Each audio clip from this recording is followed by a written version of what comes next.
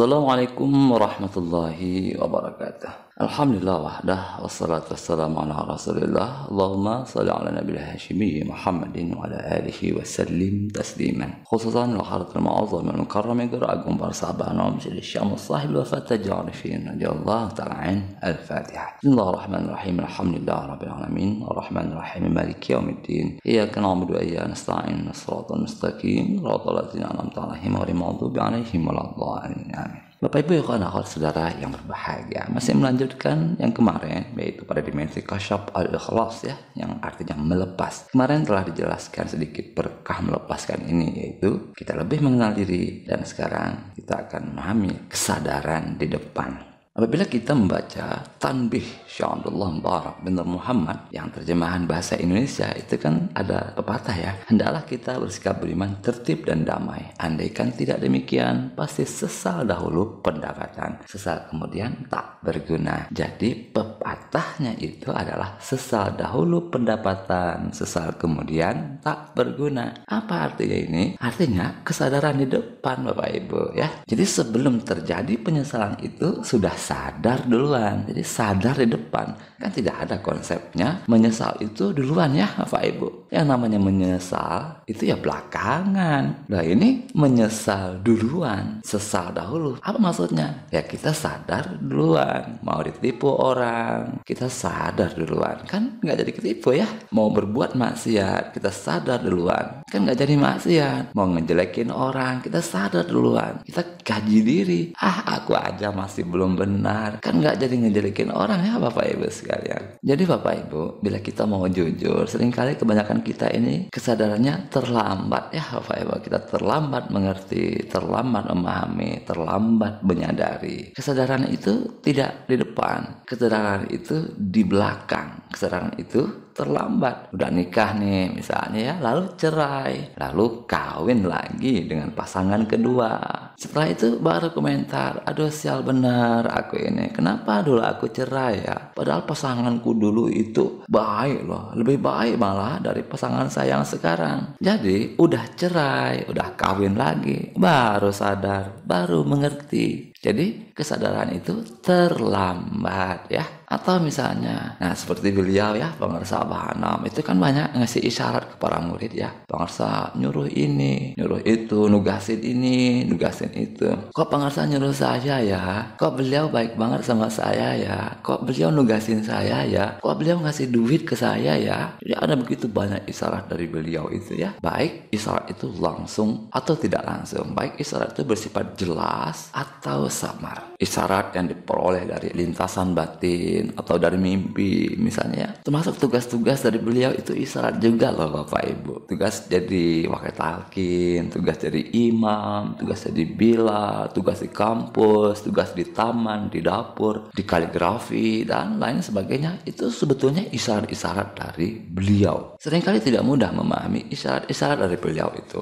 Bertahun-tahun kemudian kadang ya baru kita paham, baru kita mengerti isyarat dari beliau itu. Mimpi ketemu pengarsa Abah Anom. Nah ini kalau kita tidak paham kan jadi bangga kita. Wah tadi malam aku mimpi pengarsa Abah Anom loh. Ya ini sangat bagus. Tetapi ada begitu banyak makna di sini. Lalu berbulan-bulan kemudian kadang baru kita paham. Oh ternyata beliau hadir untuk menguatkan batin kita. Karena kita sedang dalam masalah besar. Jadi seringkali kalau mimpi ketemu pengarsa Abah Anom itu karena kita sedang dalam masalah yang besar. Mimpi dikasih duit. Nah ini sering salah paham juga kita. Wah aku dikasih duit loh sahabat Anom, bangga, seneng. Iya pasti ya Bapak Ibu. Tapi kita tidak paham isyarat beliau itu. Berminggu-minggu kemudian kadang ya baru paham. Oh ternyata itu isyarat. Kita gak dapat duit, kita kesulitan ekonomi. Jadi seringkali tidak mudah bagi kita memahami isyarat-isyarat beliau itu. Dan seringkali kita masih memposisikan beliau sebagai seperti kebanyakan orang, seperti para intelek, intelek, kita mensejajarkan beliau dengan para ilmuwan, para kiai. Padahal kita tahu persis beliau itu adalah Syekh Mursyid, beliau pembimbing spiritual. Beliau sangat berbeda, tidak sama beliau dengan kebanyakan orang. Karena itu,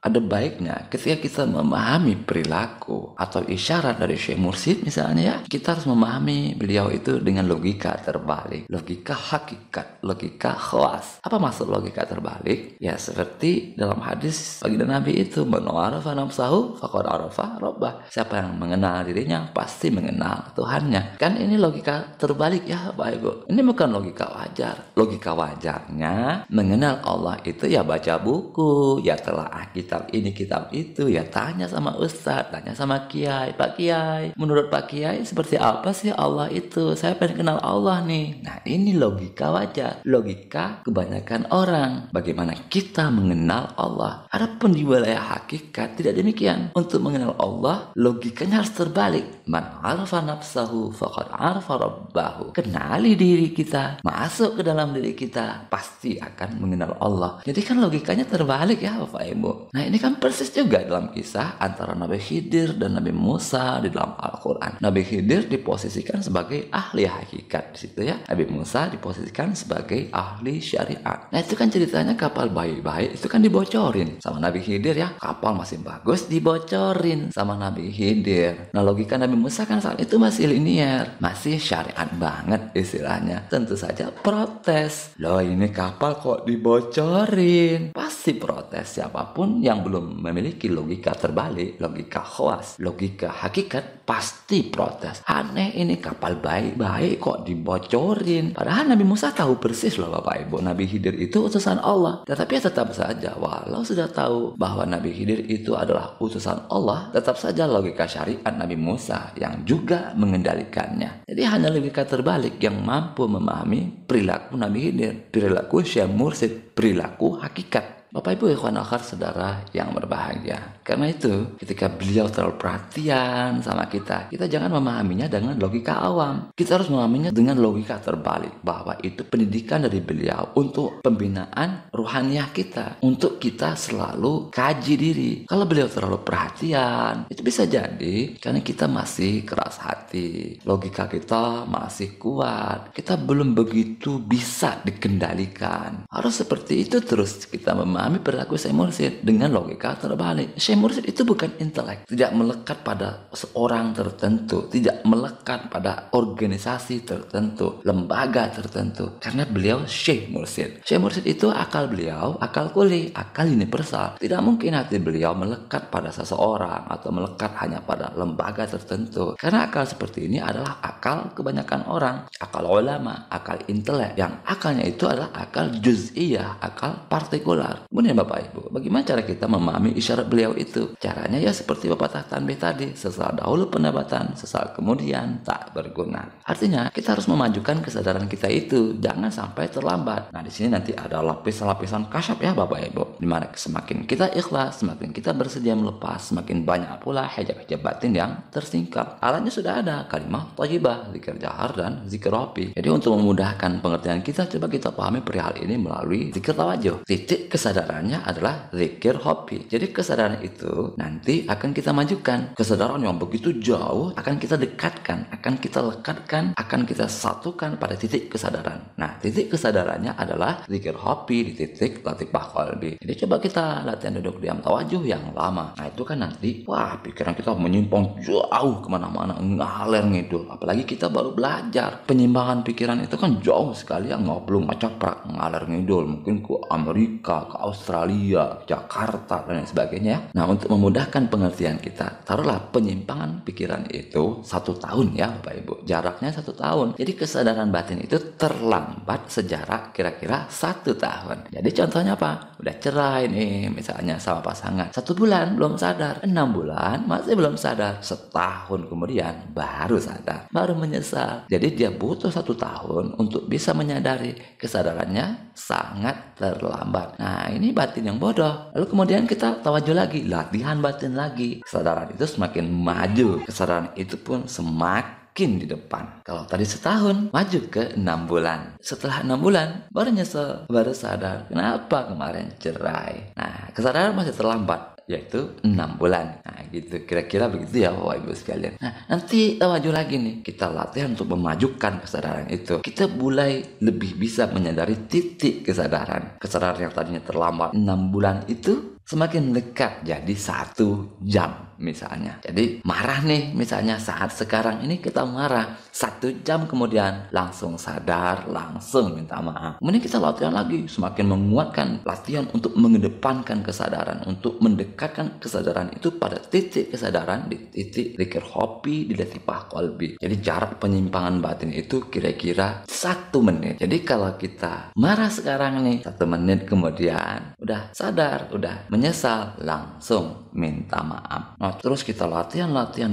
untuk menguatkan kesadaran, untuk mendekatkan kesadaran, untuk menyatukan kesadaran itu pada titik kesadaran zikir hobi di titik latifah qalbi. Maka terjadi kesatuan antara kesadaran dengan titik kesadaran. Nah, apa yang terjadi? Ya, pas marah, pas sadar. Kan nggak jadi marah ya Bapak Ibu sekalian. Pas mau maksiat, pas sadar, kan nggak jadi maksiat ya Bapak Ibu sekalian. Jadi kesadaran itu tetap di titik kesadaran. Maka ketika kita mau marah, pas sadar. Pas mau maksiat, pas sadar. Jadi nggak pernah marah, nggak pernah maksiat. Gara-gara kesadaran itu menyatu di titik kesadaran zikir hobi itu. Lalu dikuatkan lagi. Kesadaran itu menjadi di depan. Kalau kesadaran itu di depan, wah ini semakin luar biasa sekali ya Bapak Ibu sekalian. Jadi belum terjadi, dia sudah mengetahui. Nah, ini nanti ceritanya ilmu laduni ya Bapak Ibu. Insya Allah di video berikutnya nanti ada cerita tentang ilmu laduni. Jadi begitu ya Bapak Ibu sekalian. Untuk mendapatkan kesadaran batin yang besar, dawam hudurul qalbi ma'allah, untuk memajukan kesadaran itu di titik kekiniannya pada zikir hobi di titik latifah qalbi, nggak perlu pakai pikiran, nggak perlu belajar tinggi-tinggi, nggak perlu tanya ke sana, tanya ke sini. Jawabannya ada di dalam batin kita sendiri. Dan kita sudah ada alatnya, udah dikasih sama beliau. Tinggal mengamalkan. Zikir jahar, zikir hobi takalub, zikir hobi taba, zikir sir. Ini merupakan latihan untuk mengedepankan kesadaran agar sesal dahulu pendapatan, sesal kemudian tak berguna. Maka semakin berlatih, terutama latihan duduk diam tawajuh yang lama, maka kesadaran batin itu akan semakin maju ke depan, bahkan melampaui titik kesadaran itu. Nah, ini adalah ilmu laduni yang insya Allah akan kita pelajari pada video berikutnya. Baik, itu saja yang dapat kita pelajari pada kesempatan kali ini. Semoga ada hikmahnya untuk batin spiritual kita, khususan lawratul mu'azzam yang mukarram yang agung para sahabat Sayyidi Syekh Sahib al-Fattaj al-Arifin radhiyallahu ta'ala. Al-Fatihah. Bismillahirrahmanirrahim. Alhamdulillahirabbil alamin. Arrahmanirrahim. Maliki yaumiddin. Iyyaka na'budu wa iyyaka nasta'in. Ihdinas siratal mustaqim. Siratal ladzina an'amta 'alaihim ghairil maghdubi 'alaihim waladdallin. Amin. Allahumma shalli 'ala nabiyil hashimi Muhammadin wa ala alihi wa sallim tasliman. Allahumma shalli wa sallim wa barik alaihi. Wassalamualaikum warahmatullahi wabarakatuh.